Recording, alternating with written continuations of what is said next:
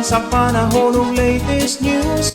Diyagon sa linya ang atong pag-asa makta. Pinagi ni Sir Jomar A. Clarino. Sir Jomar, good morning. Yes, sir. Good morning sa tanan ug sa ating tanan tigpaminaw kini itong latest weather update karong adlaw. Paday nakaapekto ang habagat sa may kasadpang bahin sa Southern Luzon, Visayas ug sa Mindanao. Ug atong weather conditions sa Central Visayas, lakip na ang probinsya sa Cebu. Makasinati kita general infra weather, gawas ini na mga patak-patak na mga pag-uwan ug kini mga pagpangita o pagpanugdog. Paday na mag-monitor sa itong mag-i-issue ng mga thunderstorm o rainfall advisories. Hinay nga ito na sa kasarangan na hangin masinati sa Visayas o kakadagatan, malinawan nga ito na sa kasarangan ang pagbalog.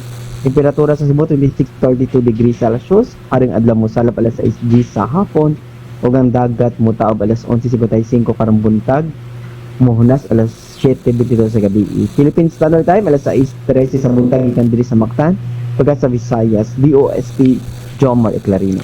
Salamat Sir Jomar. Yung may buntag sa pag-asa maktan. Okay, sa financial salamat, good morning. Okay, good morning.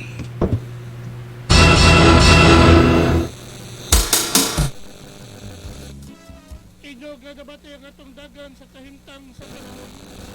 Gining adlaw nga Huwebes, Pizza 2, bulan sa Hulyo tuig 2026.